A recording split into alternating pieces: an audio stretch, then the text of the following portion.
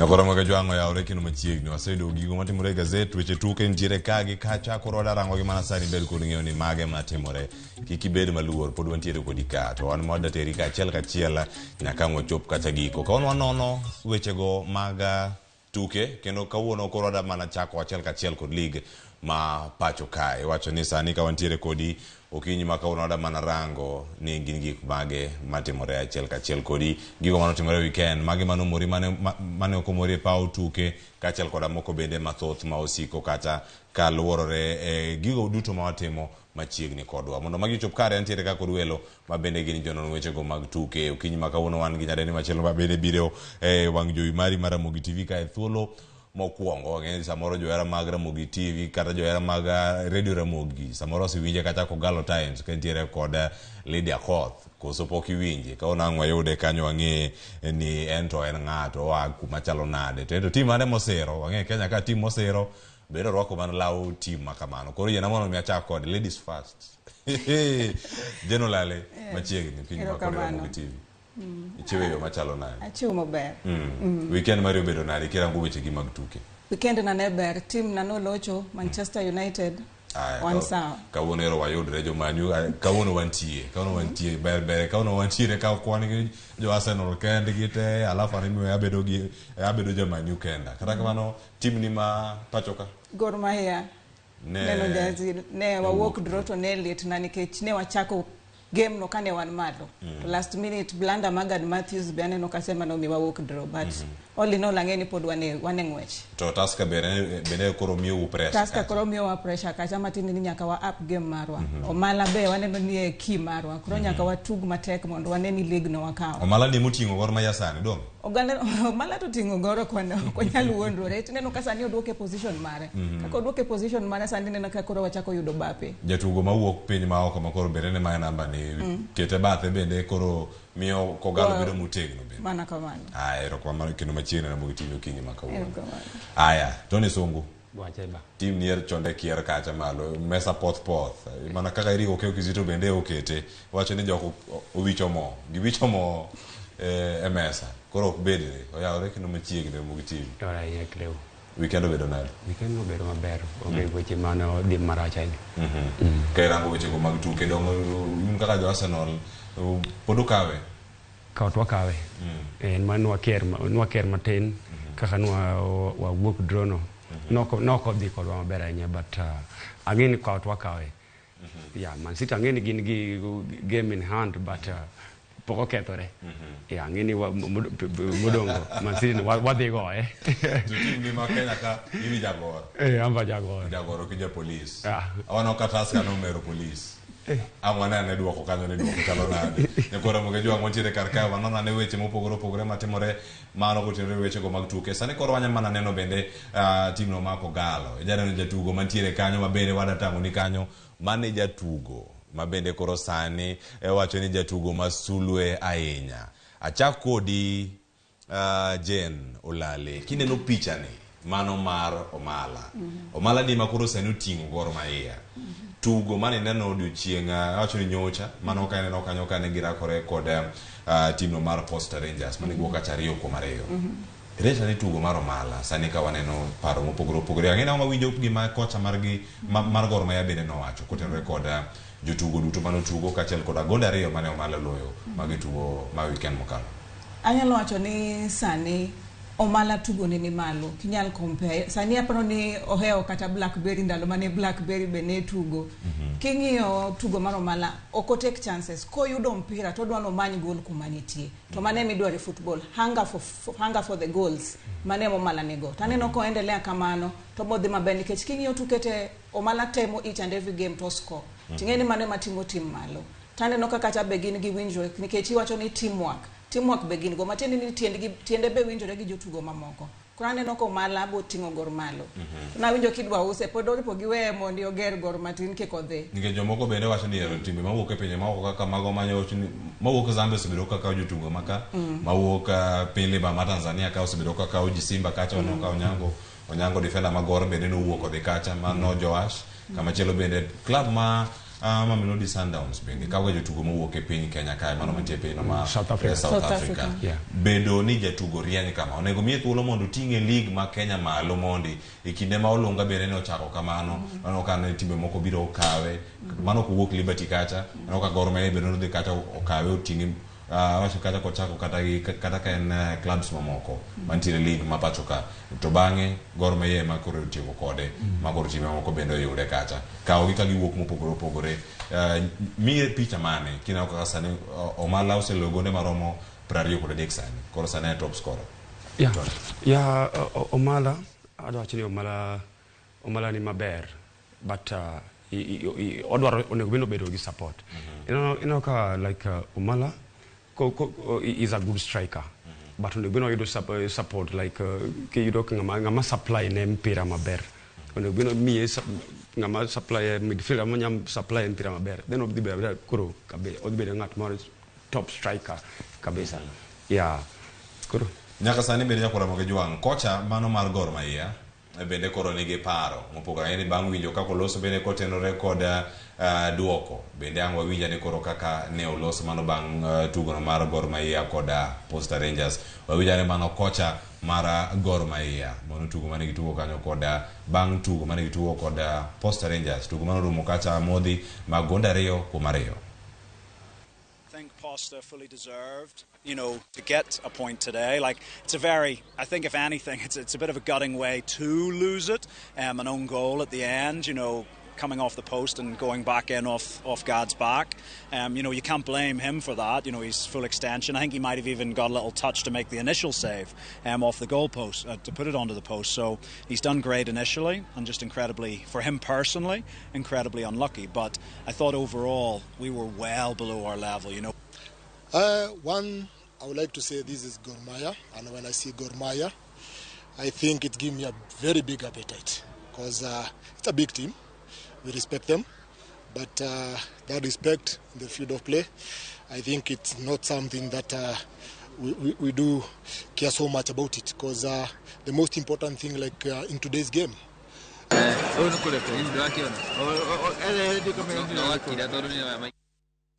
Nyakora moge juang mano jogo mantiere kar kacha wacho ni Gor Mahia bende club ma ke ditugo go bende nyaka bedi gi krok mopogore na ka league season mokalo no gini gi chia motegno kaka season mantiere sani kwinjo kaka coaches ariyo bende loso kacha jen umi paro machalo nade e kind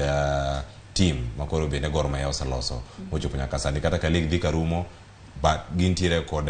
sunga moro maginya bedo ni adieri kama wuok e bor moloka kata kama osechopo sani. King'iyo Gor Mahia kuma osewuoke to bor to kocha ma wan go sani ni gima herego ni omiyo players time to appreciate players no wacho ni despite ni ne wadhi draw, of course the game was below par expectation mara nikech en gi expectation mamalo. God is a big club kidhi tugo gi Gor nyaki bed maluor nikech ng'eni ma worldwide team ma ng'eny gi supporters kata Kenya kae kono kata kocha ma Posta Rangers ng'eni kodhi romo gi Gor okene na team matimo kalo kae ma en team ma ji ohero kendo en team ma kidhi tugo go to nyaki bed gi mijingo nikech ka gidhi kacha gidwa ni gilo nikech fans mag Gor ok dwa galoch gini gidwa ni team gi loyo throughout koro kidhi kacha to nyaka ensure ni gichiwo the best maginyalo kamano bende ntiere mago minya wacho kata ni gin blanda masa moro okel kod jatugo nego bende ka giyo machalare kaka ma fans ponono une munyalo miyo mana kata pachu bende ka utenore kod kanyo kiwacho ni Gad Matthew osebedo jatugo masulu osebedo karieny e thuolo malach mano kane ochako kanyo gi clubs mopogore no kacha kano gocho kapod en Kisumu ka wuok kacha mobiro nyaka e team makoro sani ntiere kacha e team mar Gor Mahia osebedo kacha kaka jagol mar gi mokwongo to koro mano kete e thuolo mane ka ponono en blanda mare ma oketo ma fans kata ka loso ngene un gi thuolo maru kata tiro maru mar goye kabisa to koro kata ka ugoye unego goya sasa ugoye tu wewe mati apano ok goye nikech blanda timore ga game iwacho ni ngato tamoro mano no kodo chienge maber blanda timore Gad Matthew osebedo goal is a good goalkeeper by the way but machana na blanda matemo no timo koro kwanyal goye anyalo por last time kana wan Kasarani no Gor ne tugo maber Gor ne tugo kacha maber then no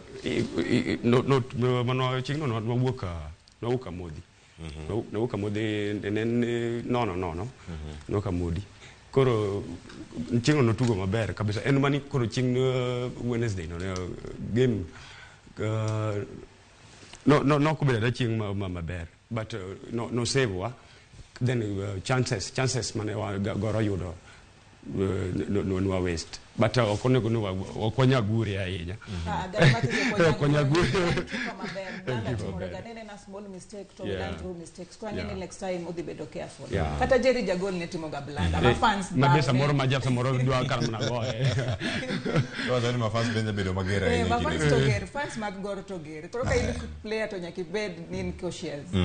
aya nyakora mo jwang mondo mi adhula ma pacho ka bende odongi kendo medre yo moro makare kata mondo mi odongi wacho ni ka rango chenro mopogore mag tugo nyabedo ni jatugo matugo e pacho ka kata ka itugo tuke mamoko mopogore kata gi mago mag adhula mano jatend migawo mochung' weche go mag tuke Ababu na Mwamba kano loso kanyo kotenore kod chenro mag chiero weche mag tuke ma opogore nyaka sani koro en ang'o ma koro sebedo kacha ka orango mano kokinyi makono wantiere kae chenro mar piny wanono weche go mag tuke onyane kaka Ababu na Mwamba ne oloso mano kane otimo limbe chenro mopogore mag tuke tainya kaka onyalo bero chenro mag tuke e pachoka. The Talanta Hela teams led by Carol Odul here chairing the sports committee and Churchill Ndamuki, Daniel Ndamuki Churchill chairing the arts or the creatives committee are ready to turn the talents of Kenyans into livelihoods for our people. Kwa sababu mimi najua vijana wetu wengi wameanza sasa kupenda mpira. Mimi nataka kuhakikishia ninyi ile price ambayo tutapeana leo tutahakikisha kwamba imeenda juu zaidi sasa.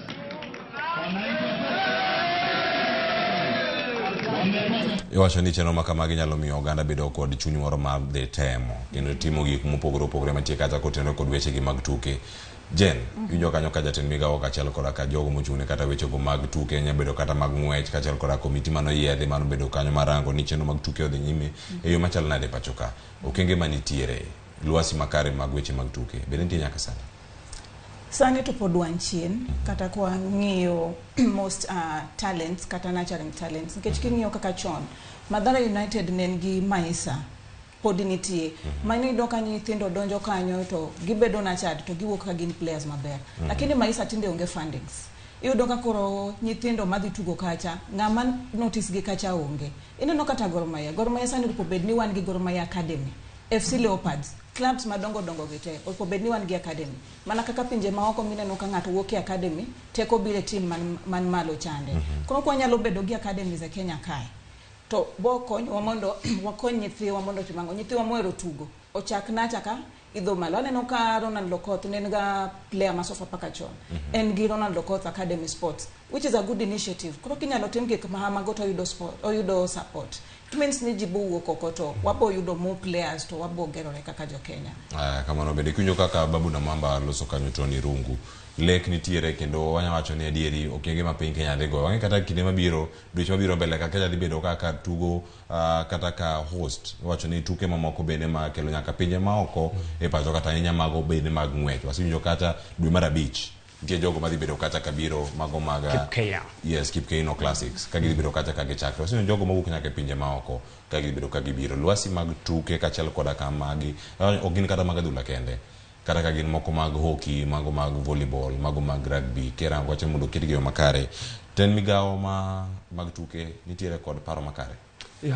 Ababu na Mwamba anyalo wacho ni Ababu na Mwamba otemo kendo adwa ni mondo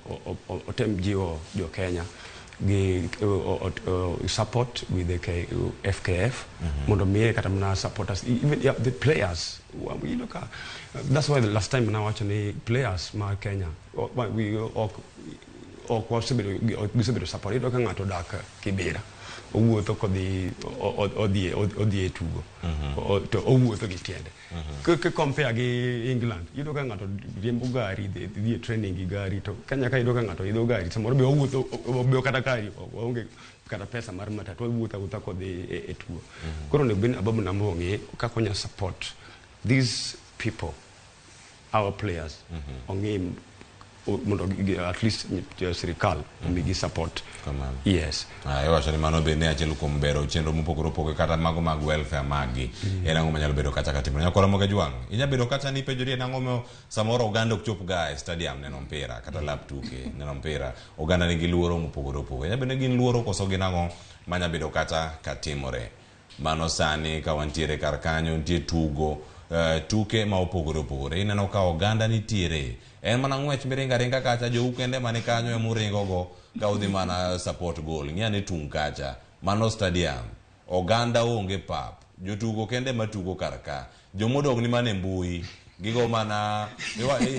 kine jotugo giten to ka gichopo manok kabisa kineno jogo mochopo kar kacha en ang'o manyalo bedo ni timore koko mabsiko muoch ga kineno ka tuke dhi nyime ka gik mathoth bende timore ngenda wawinjo paro mopogore opogore kotenre koda wadaneno tuke go kinde AFC Leopards kachel koda ka timno mar Kakamega Homeboys wanga beni tuke go ne uchung kano bedo suspended odiochieng'no manyoro mano bende mano ochni weekend ni mana tuke mane warango ngeso kachel koda chieng' Jumapil ka tuke makamagi bende ichungo mano bang' Kakamega Homeboys loyo AFC Leopards report ntiere piny kacha tuke makamagi roko bang' kacha Bukungu Stadium gimane ma monoganda chopo e pap wacho ni mata ni oganda no chopo Bukungu Stadium ne opong jen kane luwo tuke gi e weekend kano neno gi tuke kinda AFC Leopards kod mago bende ma Kakamega Homeboys pachine an mane ainya tok chungo tugo makama mokwongo fans notimo marach nikech referee's decision en ga always final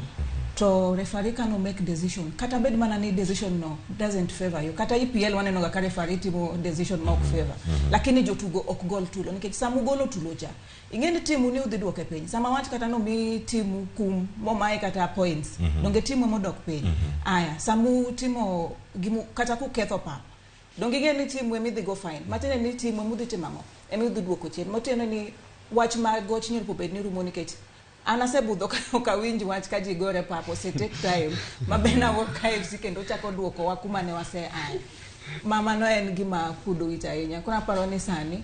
ji owedhi e pap nikech gik makamago ji oluor ni gor katugo FC katugo nitie goch nitie tulo ji oluoro tulo but mano is not the case kuna naneno ni tugo manyoro fans emano kethen nikech fans to no pongo stadium sani ngeni FC pongo pap molo jogoro to kendo sani gi motivate chana molo kata jogoro makia gi matimore gor king'iyo gor back in 2010 2011 dhano ne ponge stadium lakini sani ji onge stadium makia gi matimo jogoro gor kanya amedo wachno gor only staffs emosebedo ka fail gor nikech gor en big club mono bende wan kata mana gi bus moingo mar jo AFC Leopard tido ka AFC Leopard nigi bus zu Karibangi Shark nigi bus to wan mana gi kothech wa moro ma kothech wa moro mabene no use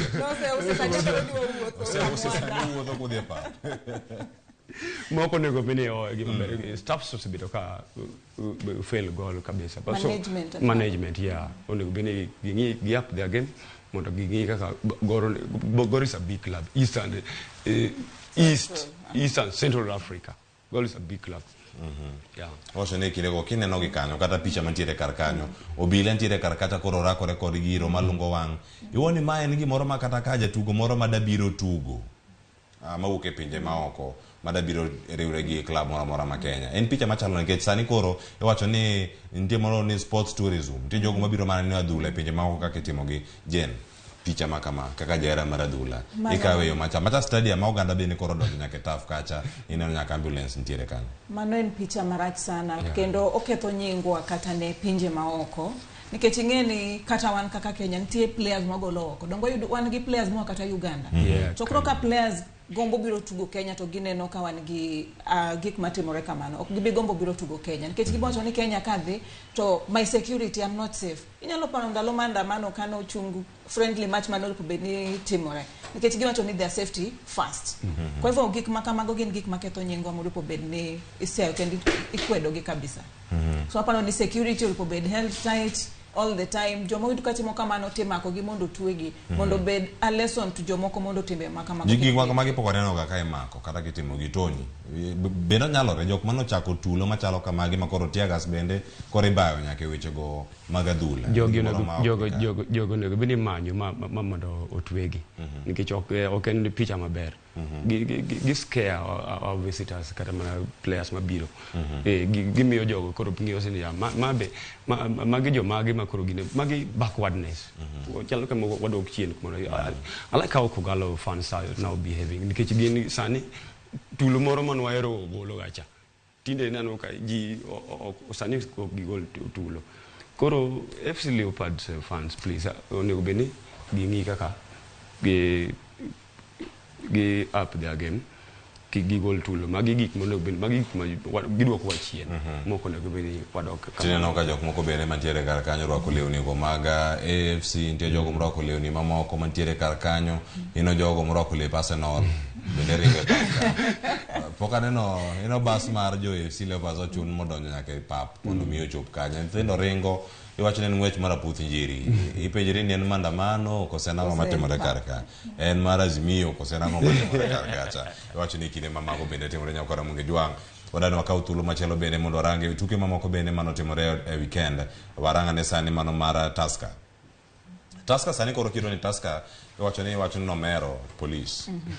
negi tuko kacha kendo e kinde mantie sani ineno ka ntiere duoko gol achiel kende manolo kod jatugo Stefan Oyugi bende Stefan Oyugi kod Gad Matthew gi Said Suma ma AFC joka duto no goche tim achiel mar Kisumu Day High School Kisumu Day to yo talent bende no ka wuok mana kuonde mopogore Stefan Oyugi motelo mano no gocho ne tiere Karobangi Sharks tim achiel bende motuge kacha kod Gad Matthew kata gol achiel kende manoloyo eroge kanyo kore ni gi jotugo wete kanyo ka nigi ntiere Nyayo National Stadium tugo mar Tusker kendo points mane gido points adek medo pressure ne Gor Mahia malo kacha en pressure ma Gor Mahia dhi nyalo rakore go mbele kae koso kitugo ma Tusker sani tugo inyalo kete rapi manager Tusker sani tugo maber kikwa wonre Tusker sani tugo maber nikech ineno ka gibende gidwaro league tingeni Tusker king'iyo toke kanyo Tusker kosega chako miyo Gor Mahia pressure eka Gor be chako ga timango find out no pobedni gi locho Gor sani no sechako create gap cha moro pobedni gi maintain gap game mane wa lose nyoro cha obo hound to mbele kae so apano ni sani gi makocho report him or report work mondo nene the remaining games ongelos it's either a draw or a win to ngeni Tusker be sani is on form to Tusker tugo maber sani tingen Tusker ngeni games gene na 1-0 2-1 ogimani gonde mang'eny gimanyo mana 3 points ka game koro wano po wamanyi gonde mang'eny makocho poni kono kata watai points to goal difference will probably konyo wakanyo koro kiwacho ni goal difference makoro kanyo bende bana mano bende mapono no ka jomoko bobedo ko makore walo kaka goal difference otimo Manchester United gi Newcastle chope top 4 ka top 3 no bedo matek ayo ka ngato wegi points kata goal madhi apako chiko idalo ikarangundo michop kar kacha tugo e kin Tusker kod Police inene ga yo machalo nade okana nyalo wacho ni Tusker kaka defending champions kata jogo makoro sani bende ni go sembo no mano mar league mapacho ka gin gi ting mapeka yenya maka girango ni wadogo wakau league ni koso wene Gor Mahia mondo dhi ochal nade Gor Mahia ge onego meni sani koro kaka Daniel wacho ni onego meni wayudo at least Gor onego gol mang'eny mondo wayomba kata Tusker gi goal different Tusker gikelo wang'wech kabisa nikech wayomba gi mana gi 2 points Gor Mahia oyomba mana gi 2 points so Tusker Gor Mahia kotang to Tusker dhi kadwa madogi gidagi kauli yes mano ka mane chal mar wacho ni Tusker sani bende kata ka tuke gi pod medo mana dhi nyime duoko biro ma opogore nyakora monge jwang mago tuke kene mano timore weekend mano mag league mapacho kae koro sama nyaranga ne timbe 10 mokuongo gin mage mano league table mapacho kae to wana ochimo na paro mapiyo kotenore kod duoko mabende koro nitiere kanyo kairango timbe 10 mago man malo weche go mamalo kanyo kineno kanyo team mokwongo kanyo bende kore neno team mar Gor Mahia ni malo Tusker thuolo mar ariyo ino points ero mantiere kanyo ka irango bang tuke ma ositugi Gor Mahia chone ni kata points 50 kod adek Tusker 50 kod achiel gora gi points ariyo kende kino kata Tusker poko tugadi achiel mapono ka gituge to gi win gichopo kama gintiere ero gichopo kendo magikal nyaka Gor kendo gidhi e thuolo mokwongo nikech kanyo giketogi e points maromo kata 50 kod 4 mano koro gima dhi bedo kar kacha en mana pogruok e kind kwan mopogore opogore mantiere kar kacha viwane mana pacho ka gineno ka timbe 10 motelo mokwongo gi mantiere wiye kae gichal nade acha kodi generally league ni tight nikech kata king'iyo differences mag points ng'ane kata top 5 we kata chopi 10 king'iyo police nigi 40 points donge next 10 KCB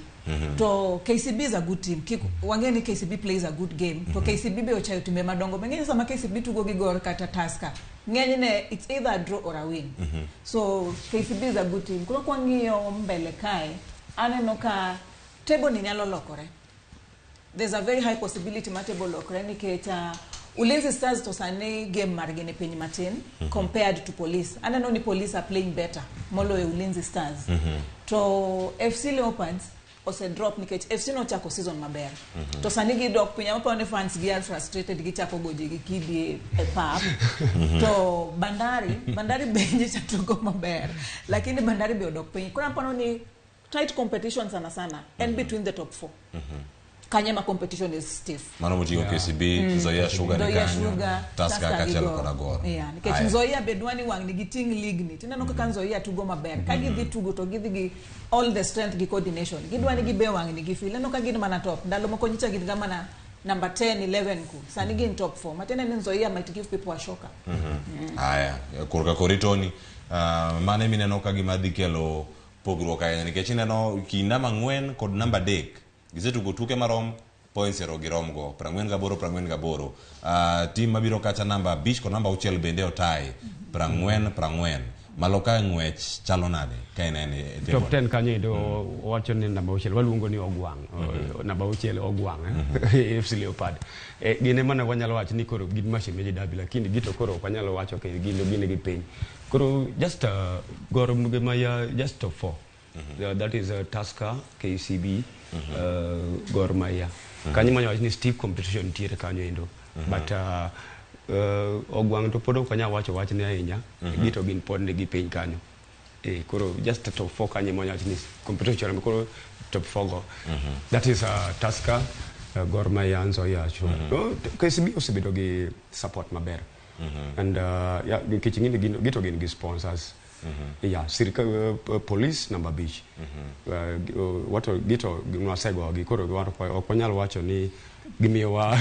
kanyo wonge lieta gito nwasego gi ng'eyo. Aya, to koro warango timbe aboro nikech ka gin timbe 18 e league ma pacho kae. Aboro mogik gi kata aboro mapiny gi gin to gichalo nade. Kanyo ka modarango kanyo clubs mopogore opogore kinde ma koro rango kanyo ni e thuolo mogik. Mate neno kacha ntiere ino Viga Bullets gisebedo koda chiedh nade mopogore opogore ne kelgi league mamalo ndio Wazito FC Madari City Stars Bidco United Talanta kod mano mara Sofapaka thuolo mara paga chiel kacha ntie Kakamega Homeboys piny kachalo nade king'eyo piny ka timbe gi gin timbe maber ng'ane Sofapaka Sofapaka en team maber masani en apano ni gina gi tatizo ma make game ok gi perform lakini Sofapaka en team maber king'iyo Kakamega Homeboys still has nyalo come back nikech Kakamega plays well kineno kata kutugo gi timbe madongo gi nyako chandwa tineno kata FC ni utero ngwech aya king'iyo Madara United en team maber aparo mana ni issue mag finances e mathago gi emomiyo gitugo maber Wazito nigi kila kitu koro akiagi momiyo ginto gine boe kanyo nikech gino rupo bedi gin malo nyaka gi jok masiro koro gin nyithindo moko mariek ka manigi kila kitu lakini gidwa somo Ranyisi makare jatoni piny ka neno ka ngwech chalo nade nikech kanyo neno timbe moko man gi sir makare to bende kanyo bende nyalo chiwo pachi kotenore koda ineno kaka oganda osebedo ka chopo e pap City Stars mano tielo mokwongo mar league nok gin kamaracha ahinya kama gisechopo nyaka sani neno koro gin tiere gigo abal mana kumoro achiel machalo gi Bidco Talanta Sofapaka berbere chigri kaja Kakamega Homeboys kata ka bedo ni giwere gi points matin en point moro minya wacho ni diere kae are namba 14 ka kochopo nyaka are namba 16 jogi mantiere wacho ni relegation ko chako piny ku ngata chelo ko yudo points adeka kalo nya wari mapia ahinya kendo ka gini malo tuke modong sani kanya manarango piny mogik kae neno Gini I'm shocked kang'iyo Mathare ni koro Mathare United nyalo bedo relegation or they can move relegation. Mathare gini Mathare kata king'iyo kan Gor to kendo Mathare United pokne yani korado gi Gor to nyako make sure no Gor and the best man Gor nyalo betugo kod samoro draw is a draw kendo ne gichaga Gor koro gini I'm shocked kang'iyo Mathare koro sani koro odhi relegation zone. Yeah.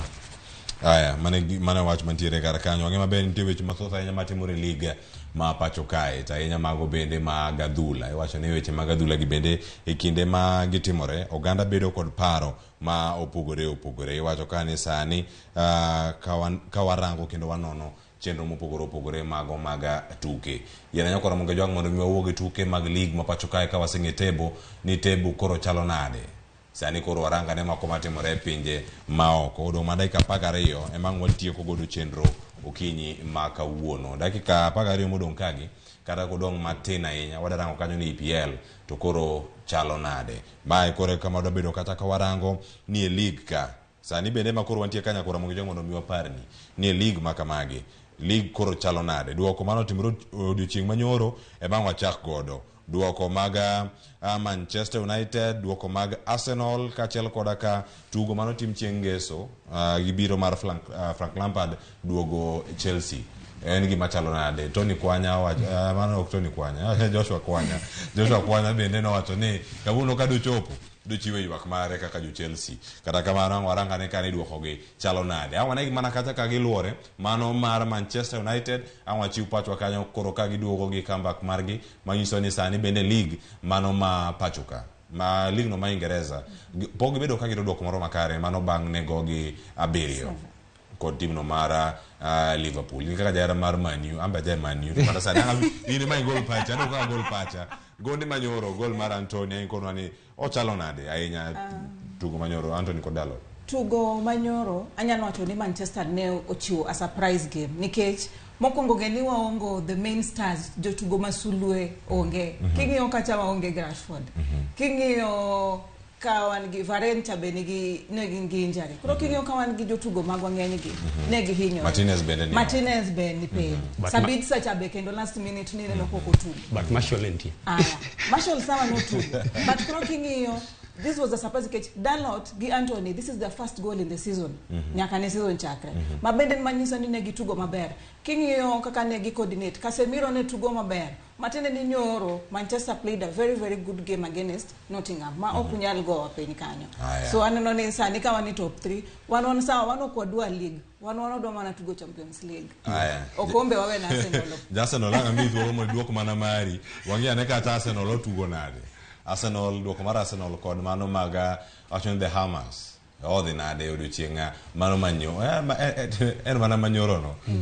mana manyoro banka ne koro osetieke koro kanyo duoko mantie kanyo owuok acha modhi mano gonde 2-2. Arsenal Kier koso mano ka wanyalo nene kar kacha ni gimane mantiere kar kanyo mesa poth Tony mesa poth nyoro ne no ko bedo gi bati maber kaka wan jo Arsenal like you look at Saka was a penalty. That was yani manone gima ne raj kabisa kato game manyoro no emono bini koro determine ni koro wakawe koso kwa kawe koro no Kier no matin but hopes for the tiere ni Arsenal wabi tingo league Jen hopes mo kama gengo Arsenal okoyot nikech kuma ne lose the league when you lost kuma ne draw Liverpool ne win Liverpool do cross a new safe Ngeuru ni next udhiro mugi Manchester City. Manchester City in the last 5 games mbujai washinda. Poku wa ilo in the last 5 games. Remember ni Man City sani again hungry for goals. Talking yokata they are playing mode. Jonk again it's a matter of getting the ball, looking for possession and scoring. I agree na Arsenal ube ungehanga lakini nyoro ngia ne your wing was dead. Saka yesterday Saha the other one. Walikuwa out. Nyoko depo bed ni ugolo Jesus. Saka ne mane ukuongo ugolo nikech neno mano duoko upeni kodi gani king yo kata the last 2 games your substitutes has not helped you kokonyo utimo substitute duoko ucheno lipo bed ni substitute ni ya kamba koro kanyo lipo bed ni coach lipo bed ni odhioro no penyo neno nito what mistake motimo substitute gi nikech okinya golo a striker tikero a midfielder or probably manya striker because this is the last time you want that league, so you need to get more goals, you need that striking force, you need to look for goals. Yeah. Iwinyo mano kore paro mag Man U gin paro maleo kendo kiko bog ni ute owito games ugi duto to Man U games gi duto to Man U ka league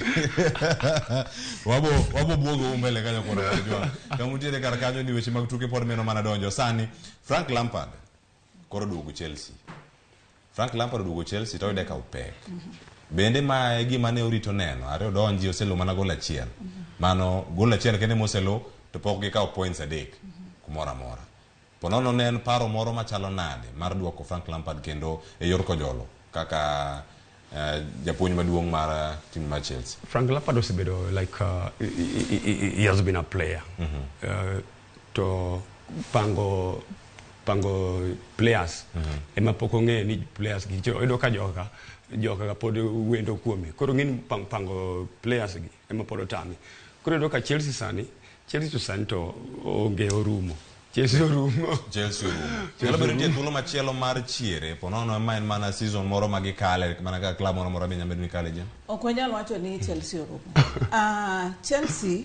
en gi new players to being then gi players manyien players gi nyaka migi time mondo gi Olan players ongeni player mane makoketo kae to nyalo tugo maber, player mane makogolo kae to tugo. Lampard notemo change game ma Chelsea of which ok nyalo work. Chelsea en team makingi ng'eny ne o hold ga the ball to omanyo any blunder from the opponent to manyo kako score. Ineno. Kwa hivyo Chelsea sani players en go mabeyo kila kitu en go. Enena ni give Lampard time. Lampard ball land team to kose land team to bo shape team. Finishing mare mashida sana. Ulipomanya manyanga ma is hungry for the goal, striking and getting the goals. Mane ma Chelsea ongego, finishing power ma Chelsea ongego. Chelsea is a good team and they have good players. Kono kwa nyalo wacho ni Chelsea oru. Mane chalma jotugo mantie kar kanyo ni gim bende gi ekore. Gino mane Frank Lampard bende wanyo kora mo jam bano bang tukgi mane gi wuok amodhi. Mano gogi. Mano gogi kendo onge modhi mane gi wuoki. Kendo nyaka sani gino wacho kanyo ni ok gin fit jotugo ok gin fit ahinya mondo migirakre gi jowetegi mamoko masani go picha dhula e rang'eny mopogore gi ma Chelsea sani goche nyakora moge jwang nyaka sani koro wadarangane ni table ochalo nade warangane top 4 nikech maga jogo madhi tugo UEFA Champions League nyaka sani gichalo nade mano ka irango kanyo Arsenal, Manchester City, Manchester United, Newcastle nikache thuolo mara ang'wen kaka machielo kanyi neno points mantiere e kinda Manchester City kod mano mar Arsenal. Nyalo bedo ni ineno kaka koro sani gibedo kanyo ka gipogore. Thuolo mantie ka chalo nade Jen? Top 4 ka okoyot podi nikech king'iyo games ma Arsenal odongo. Arsenal pod dhira kore gi Man City. Arsenal will be near koregi Chelsea podi. Poden gi Soton. To Soton ginjo ma fight relegation kwa hivyo gibiro tugo kagi gin gi mejingo. Aya, kingi kawan gi Manchester United kanyo. Manchester United be team modongo poden gi Chelsea.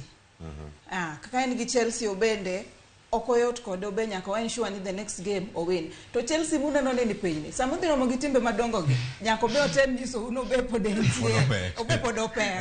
Newcastle ni kae. Newcastle en team maber. Hapa no Arsenal bol pobe ni podrado gi Newcastle. Kwa hivyo Newcastle be poden team mape. Kwa hivyo Arsenal God ni pek ka league aita okzibedo mayot kodu. Agima berni wan gi thur kan Newcastle and Chelsea. But I never been Newcastle to play road what the obvious what the low. No, it's not obvious. We can bet on that. Newcastle, Newcastle, we can bet on that. Or could the low Newcastle, or could the bedo numayot. Newcastle do be the top 4, no do the low, and no better no low. Don't make blunders, man, no kakocha bake. That is a lie. To blanda makamako bende chalogi blanda mabiro e timbe ma yo timbe mantiere piny mugi kacha kata timbe aboro mugi mantiere league no mara mano mar EPL mano kada piny no ma Ingereza kino kanyo ne gichalo nare mano arena mbapaga riyo nyakorom kata prario giduto ino kaka gibiro kanyo achiel ka achiel eno jo mantiere relegation team mane Manchester United ogo nyoro man Nottingham Forest generally nyaranga ne piny ka ntie team piny ka mosekawo nyaka league mano Leicester City kaka sano subedo kanyo kogocho kaira ngara tugo margi mogik jotugo margi masulwe wito chances moko mayota yenya maponono ngar nyalo wacho ni gin mayot nyaka sane no kama gintiere to ngwech pod pek kirango kanyo timbe mantiere kanyo mopog madhi relegation kata madoge lum gi moko mantie wigi ka ng'at achiel koyudo points 3 piny ku chopo nyaka namba 14 kata kalo nyaka namba 15 poni jo namba 15 namba 14 poko okoyudo loch moro amora. Ineno kaka Southampton sani games modongo dongi timbe madongo emomiyo iwinjo kanyiso Arsenal noko yote ngeni kuro mogi Soton temo mondo wuog kuma entiere no odwano idh malo odwano wuog relegation. Aya king'iyo Leicester City mai ni team matugo maber mano sekao nyaka league. Kwa hivyo City next game odhi tugo go Leicester nyako be otemo mondo lo Nottingham Forest ne wagoyo nyoro. So possibly the next game nyakote mondo timango mondo lo okodhi hold back. To kata kineno ka ne gitugo gi Manchester ne gitemo nikech obene wantie saves mane wa team blanda matin to ne giloyo wa. Kwa hivyo kwa nyal chayo gi. Everton en team maber king'iyo gi kata Leeds, West Ham, Bournemouth. Ng'ia ne kata West Ham en team maber makuomogo timbe madongo gi ng'eny ne o hold giga either draw sana amogogi. Kwa hivyo tugo gi West Ham angeni unyalo loyo the next game. Wolves be pod ni sawa, Crystal Palace magi timbe mabeyote. Kwa hivyo kwa nyal chayo joma ni pengi. Gibende timbe madongo magidhiro mogogi. Nyaka gitem mondo gilo games magi nikech onge ng'ama dwa dong piny kacha. Kwa hivyo kila ng'ato dwani mondo lo game. Kaonge jogo mada dong piny kanyo in jogi mantie part mugi kanyo kata iwacho ni tebo kirango tebo no ma EPL. Inya nene eyo machalo nade Tony kirango ni nyaka sandi jotugo moko ama bende gimedo mana loyo gimedo mana kwan magonde gi to timbe gi okuoga magintiere kar kacha. Like kaka Soton relegation gimbe gidetemo kecho okwanya wacho ni gitemo tek ma any team magirado go next to gidwani mondo gilo mondo giwuog relegation kanyo no. Leicester osebiro team maber but gisebedo ka gifumble gitugo gifumble kabisa. Koro na onego bene gimbe gini 25 points and Nottingham Forest nigi 27 points. So possibility ni ka gido game achiel gimbe gidwani mondo Leicester dwani mondo gilo mondo giidh malo giwuog relegation bottom. Yes. Wacho kanyo be nyakora mojanki ni matimbe moko timo makare jotugo bende nyaka yud mich magi ka gintiere kacha